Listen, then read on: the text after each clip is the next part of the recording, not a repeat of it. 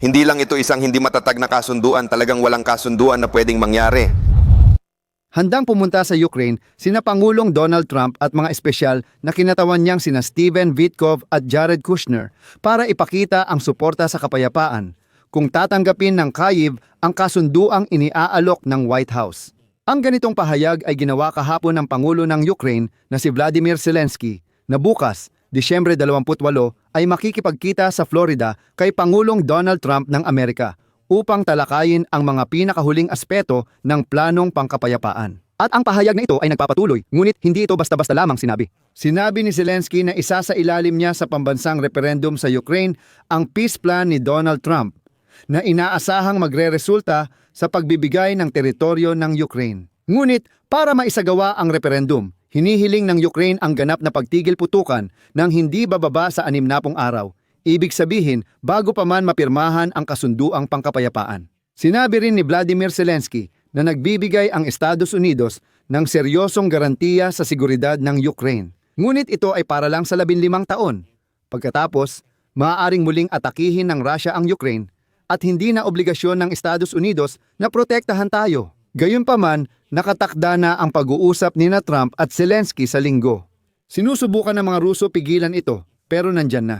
Ngayon, Disyembre 27, makikilahok ang mga Europeo sa hiwalay na tawag kina Trump at Zelensky para talakayin ang detalye ng planong kapayapaan. Kasabay nito, iginiit ng mga Ruso na hindi sila sang-ayon sa mga planong pangkapayapaan at sinabing wala nang rason para kay Trump makipagkita kay Zelensky. Samantala, sumisigaw si Trump na walang hawak si Zelensky hanggat hindi siya personal na nakikipag-usap kay Vladimir Putin at hindi niya ito inaaprubahan. Sa madaling salita, may dapat pag-usapan kaya gawin na natin ngayon. Ako si Alexi Pechi, pag-usapan natin ang paksang ito ng sabay-sabay. Pero bago tayo magsimula, hinihiling ko na mag-subscribe kayo sa channel, mag-like at mag-iwan ng kahit anong mahaba-habang komento sa episode na ito. Malaking tulong ito sa pagpapalaganap ng video sa YouTube at lubos akong nagpapasalamat. Mag-subscribe din kayo sa Telegram channel kong Pechi News. Nasa video description ang link nito. Doon kami naglalathala ng mga agarang balita habang dumarating ang mga bago. Kaya, gaya ng alam na ng lahat, bukas, Disyembre 28, magtatagpo sina Donald Trump at Vladimir Zelensky sa tirahan ng presidente ng United States na Mar-a-Lago sa Florida. Bago ang biyahe, nagpanayam si Pangulong Vladimir Zelensky sa Axios at sinabi niyang umaasa siyang magkakasundo sila ni Pangulong Trump sa mga pangunahing kondisyon para matigil ang digmaan sa kanilang pagkikita sa linggo. Pero ano ang pinakamahalaga? Ayon kay Zelensky, handa siyang iharap ang planong pangkapayapaan sa referendum kung papayag ang Russia sa 60 araw na tigil putukan. At dito na lumalabas ang maraming hindi kanais-nais na detalye. Una sa lahat, agad na tinanggihan ni Ryabkov, ang kinatawan ng Russian Ministry of Foreign Affairs, ang lahat ng kasunduan ng Ukraine at United States tungkol sa planong pangkapayapaan. Sinabi ni Ryabkov na hindi kailanman papayag ang Russia sa anumang kompromiso. Parang nasayang lang lahat ng mga pag-uusap nitong huling 2 linggo tungkol sa planong pangkapayapaan. Nakita natin na kahapon sa mga Ukrainian na publikasyon ay lumitaw ang mga link tungkol sa plano na binubuo ng 20 puntos. Alam natin na ang planong ito ay radikal na naiiba kung matatawag man itong plano kumpara sa 27 puntos na pinagtutuunan natin ng pansin nitong mga nakaraang linggo simula pa nung unang mga araw ng Disyembre. Sa pakikipag-ugnayan sa Amerika, hindi lang ito hindi matatag, kundi walang kasunduang makakamit. Kung paikliin, sinabi ni Ryabkov na at ito ay sipi, kailangang alisin ang mga pangunahing sanhi ng krisis na tinutukoy nila bilang digmaan ng Russia laban sa Ukraine. Pangalawa, maaabot ang mga layunin ng SVO. Pangatlo, hindi kami maaaring lumampas sa mga hangganan ng Anchorage. Hanggang ngayon, sinasabi pa rin ng mga Ruso na may lihim na kasunduan sina Trump at Putin sa Alaska. Pero hindi pa rin nila sinasabi kung ano iyon. Walang nakakaalam kung ano ang hangganan ng Anchorage na binabanggit ng mga Ruso. At pang-apat, sinabi ni Ryabkov na hindi natin kayang, o mas tama, imposibleng talunin ang isang nuklear na bansa na nagpapahiwatig na handa silang lumaban hanggang dulo, pumatay, at kung ano-ano pa. Hindi lang ito simpleng pagtanggi sa peace plan. Alam nyo, hindi lang ito basta pagdura, mas grabe pa ito, isang mas bastos na bagay sa mukha ni Donald Trump. Si Steven Witkoff, Gaya ng dati, malamang hindi niya naintindihan ang mga senyales mula sa Kremlin. Bakit kaya si Ryabkov ay nagbigay ng ganoong kalakas at matapang na pagtanggi ngayon? At bakit ito isang propagandistang panayam? Si Ryabkov, siya ba mismo ang lumitaw ngayon? Hindi ito aksidente dahil bukas ay magkakaroon ng pagpupulong sina Zelensky at Trump sa Mar-a-Lago para tapusin ang huling detalye ng planong pangkapayapaan. Sa ganitong paraan, mismong Kremlin ang pumapatay sa dahilan ng pagpupulong at sinusubukang hadlangan o gawing walang saysay ang pag-uusap. Ano pang pag-uusapan sa pagpupulong kung tinanggihan na ng mga Ruso ang paksa simula't simula? At para maintindihan ninyo, ipapaalala ko lang na noong Oktubre 16 ang pag-uusap ni Putin at Trump tungkol sa summit sa Budapest na hindi naman natuloy ay minsan nang pinatay. Yun mismo. Ang paksa ng nalalapit na pagbisita ni Pangulong Volodymyr Zelensky ng Ukraine sa White House kung saan dapat pag-uusapan ang pag-supply ng mga Tomahawk na missile. Alalahanin ninyo, si Trump ay naglalakad at nagsasabi, "Pakinggan ninyo, sa totoo lang, handa talaga akong magbigay ng mga Tomahawk sa Ukraine." Pagkatapos, mabilis na nagbago ng posisyon ang mga Ruso, tumawag si Putin kay Trump at ayun, tuluyang nawala ang paksa ng usapan. Ibig sabihin, sa ngayon, sinusubukan ng mga Ruso na ulitin mismo ang parehong taktika na ginawa nila noong Oktubre. At sa isa sa mga naunang episode, sinabi ko nga na huwag kayong magduda. Pagkarinig ng Kremlin na lilipad si Zelensky kay Trump, tatawagan nila ng paulit-ulit ang White House para makausap si Trump at subukang sirain ang mga kasunduang ito.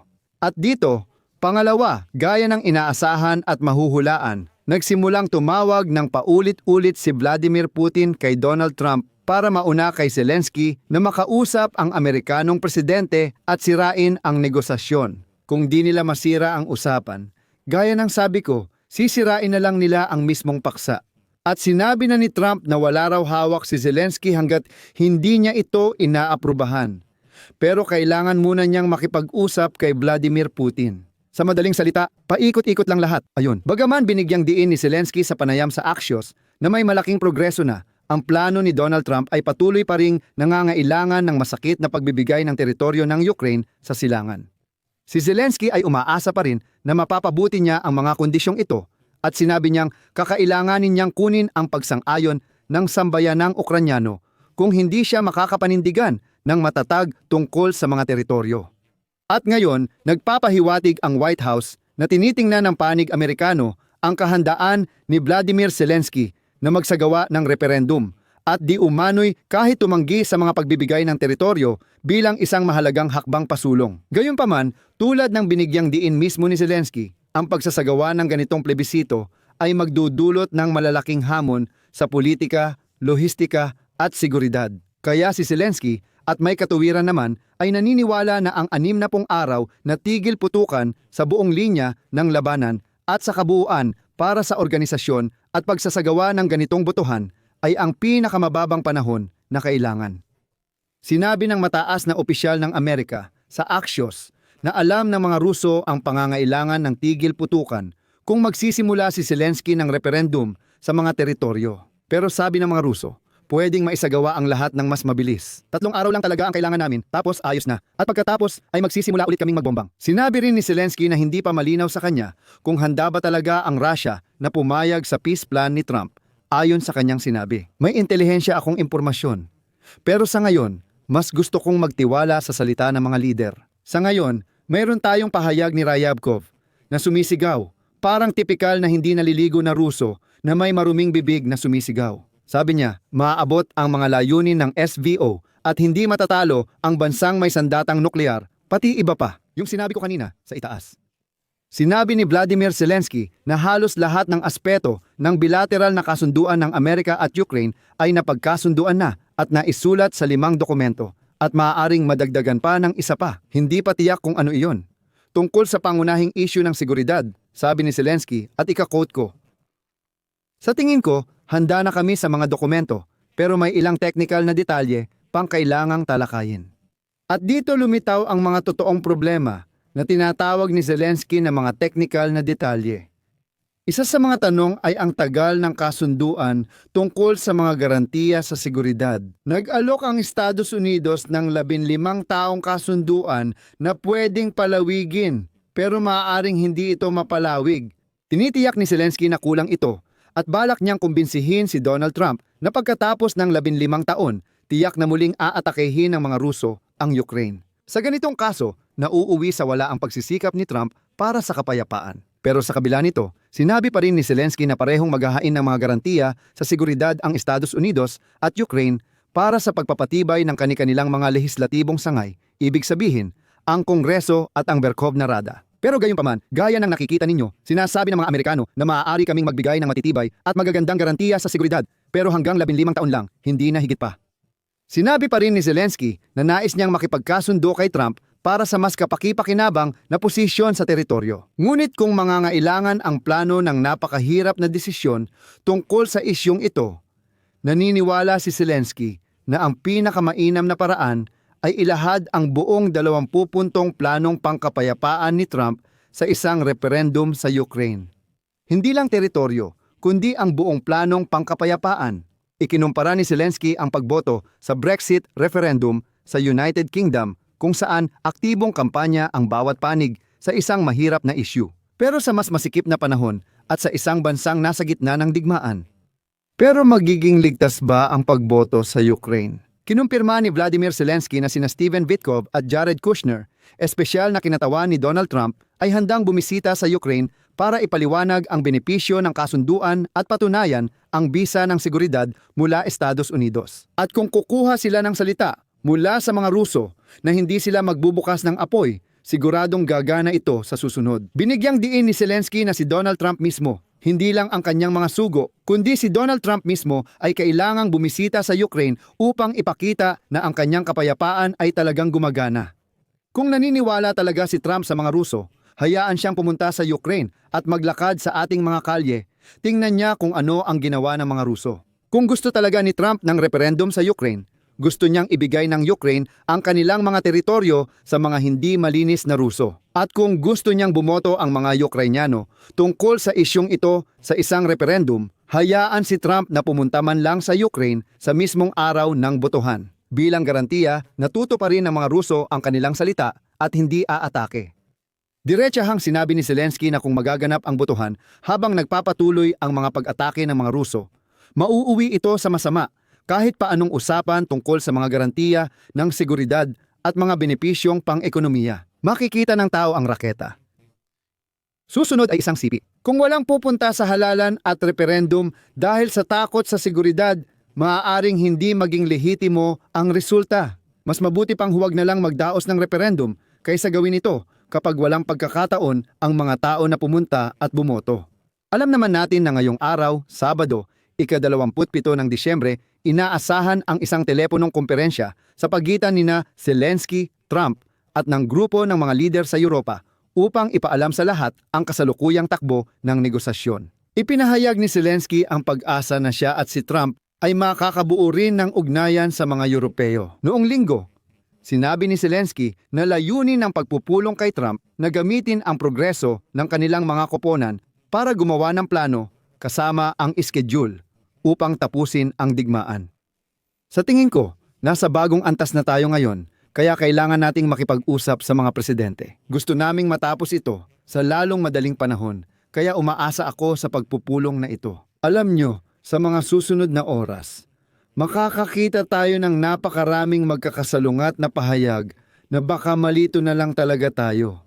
Kaya hinihikayat ko kayong maging maingat sa mga balita ngayon at subukang salain ang mga ito. At tandaan, huwag magpanik kung may marinig kayong malalakas na pahayag dahil ipinakita ng kasaysayan ng nakaraang taon na ang proseso ng negosasyon, alam nyo, ay parang pendulum na maaaring umindayog sa magkabilang dulo nang hindi talaga pumapanig sa alinman. Kaya dito, maglalagay ako ng ellipsis. Isulat nyo ang inyong opinyon at mga konklusyon sa mga komento sa ilalim ng episode na ito. Mag-subscribe kayo sa channel, pindutin ang kampanilya at huwag kalimutang mag-like. Mga kaibigan, kung naging kapaki-pakinabang ang episode na ito, maaari ninyong suportahan ang YouTube channel sa pamamagitan ng donasyon o sponsorship subscription gamit ang mga link at detalye. Sa description ng video na ito, nakasulat doon na suportahan ang channel ni Alexi Pechi. Pumili kayo ng kahit anong format na pinakakomportable para sa inyo. Magpapasalamat ako sa kahit anong suporta ninyo. Hanggang dito na lang, ingatan ninyo ang inyong sarili. Paalam sa lahat. Subtitles.